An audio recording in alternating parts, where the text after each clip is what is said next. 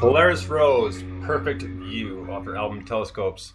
Now, guys, with the album Telescopes, I know, Peter, you said you guys had about 30 demos. Now, were some of the demos some older songs that you may have reworked to put on this album, or decided to put on this album? They've just been sitting in the back burner for a while, or? Yeah. We kind of have like our own little sort of back catalog of songs that's ever expanding, and we'll sometimes dip into them. I'd have to think of it. I mean, some of the songs for Telescopes were definitely a couple years old by the time we got around to recording them. And maybe we had originally imagined them in a different sort of setting, maybe with a different band or something like that. But, yeah. Who was older? Yeah. Mm-hmm. Well, no, that's fine, because, I mean, so essentially you guys are constantly writing, which is a good thing. And, you know, a lot of times, I've encountered this many times before, where older songs may have been reworked, or when they were written, they were all right, but it wasn't the right time for them, and now, bang, yeah. You know, this is the perfect time now, let's do it up and we'll do it right, and now this sounds like you want to hear, like you initially kind of, I guess, envisioned it and heard it in your head, right? Yeah, absolutely. And then, you know, you take those songs and you combine it with sort of the missing pieces, like, I kind of want a song like this on the record to fill in this hole, yeah. Well, the one thing I want to say about the song, a few things actually, but like I really like the harmonies, and I got another fan listening right now who can back me up on that one. But with this song in particular, it to me had three elements of music kind of entangled, but it sounded like it came out the right way. So a little bit of pop lyrically, you know, but still the grunge, a little bit of grunge, a little alternative in there, and then he just kind of just pretty much smashed it right in together, and it just sounded, it came out very well. I really enjoyed it. Really like the flow of this one, mainly because of those reasons. Because it's hard a lot of times, despite what people think, it's not as easy to put two or three different genres in one song and make it sound decent. Because I mean, it's either one of those things. As far as I'm concerned, it's either you do it right, or it fails. Well, thank you. I'm glad you think it worked out. So, I know maybe worked out wasn't maybe not the best choice of words, but I really enjoyed the song, hands down. So that's more or less the point I was trying to get at. So, have you guys gigged a lot for this album, or how are your live gigs? I mean, what kind of energy do you get from the crowds? We've been feeling really great about the last few shows we've played. Especially this last one we played back in April. It was amazing. We you know, as funny as it is, we try to space out our performances. Right. One thing that Maddie and I used to do all the time before we were working together was our bands would play out too often. And so we would really kind of kill our draw. And being able to draw a lot of people to your shows is super important. Right. So we honestly, we only play every, you know, well, we're going to play more often now. Kind of need to, but every 2 months. We actually are playing a show next week. It's going to be a little special acoustic show at a little vinyl record shop here in Los Angeles. We're looking forward to that. Nice. That would be a lot of fun. We're trying to do some more sort of off-the-cuff shows like that. And maybe a little bit more intimate, too, because it's like such a smaller venue, or is this a big store? It's very small. It's tiny. Perfect. I mean, when Maddie and I first got our start, we were playing shows, just her and I, an acoustic guitar, and really it kind of was where we sort of developed our sort of on-stage chemistry or whatever, banter, yeah. And that's something that we like to revisit. But, you know, and that's a good thing, you know, and very few bands do that. I mean, it's nice. I mean, I would love to go to a show where, I mean, literally you're pretty much sitting on the floor because there's not really enough room to stand or sit on a chair. And, you know, and the band's kind of, it says tucked in this tiny little corner, but it's still good because, I mean, it's good for the fan and for the performer as well, just because you get a chance to feel more connected to the crowd.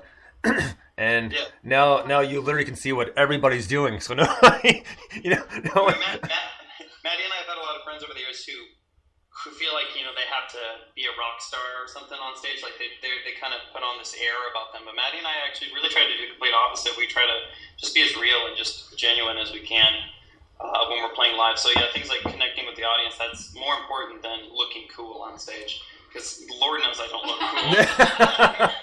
I don't think it's impossible for me. But,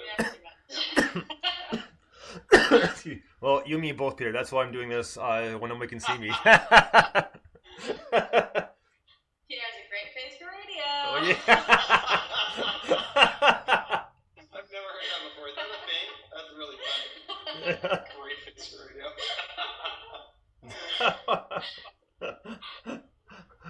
Wow. Yeah, I'm still laughing about that.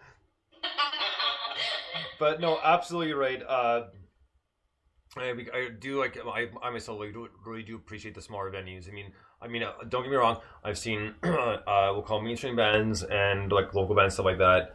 And a lot of times local shows are so much better because especially when new faces show up, because there are the regulars, but new faces show up, and when you're looking around, you can see how they're actually really getting into this. Like a smile on their face, or kind of like kind of nodding their head a little bit, and that's always one of the coolest things for me to see just as a fan. Like, 'cause that's one of the things like I notice at concerts. Obviously the main focus is the band, but every once in a while, you're looking around, you scan the crowd. It's going to happen. So, and I noticed that, and the band noticed it too. And a lot of times they point it out, which is awesome.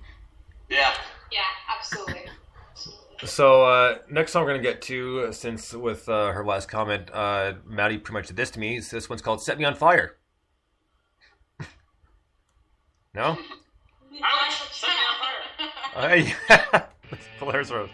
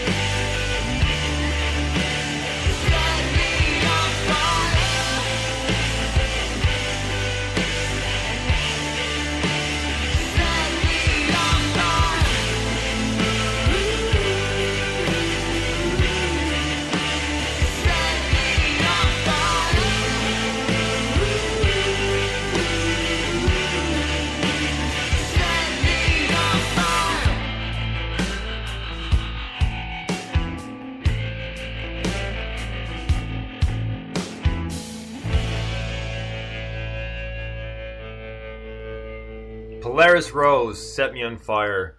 Now, man, in this one, Peter, I love the bridge. I mean, I love your soloing throughout that.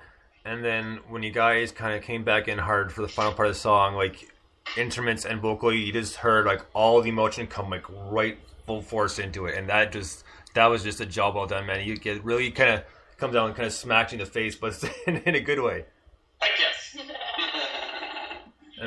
and that's go ahead.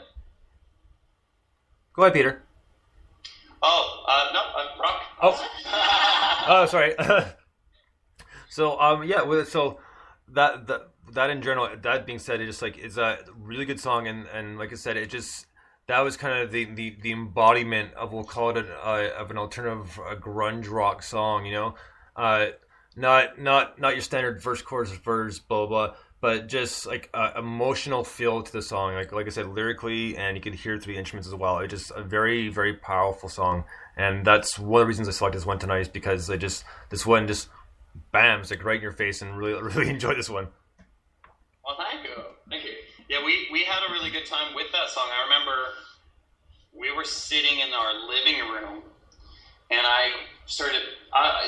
It was like one of those riffs that you're just kind of sitting there, and before you realize it, you've been playing it for 10 minutes or so. Right.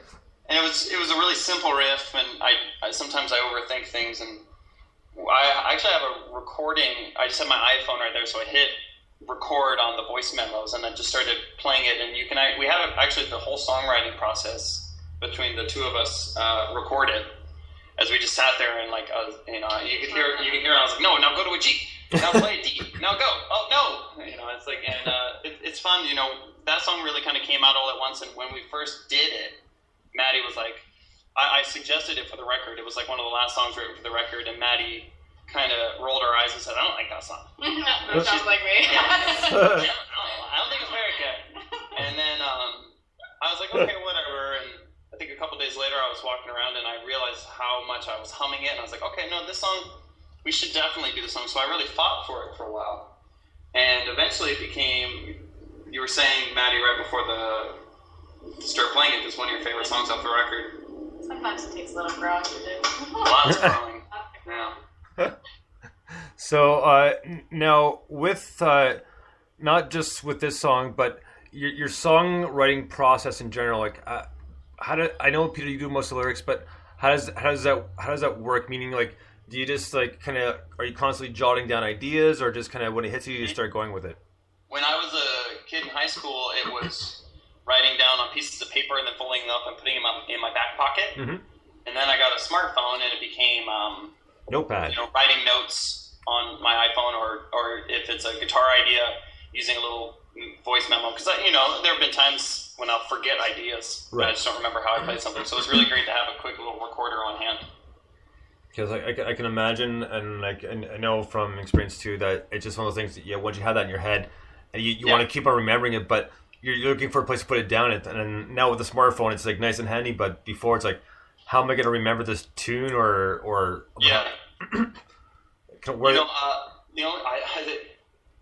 The only downside I saw an interview once with Stephen King, and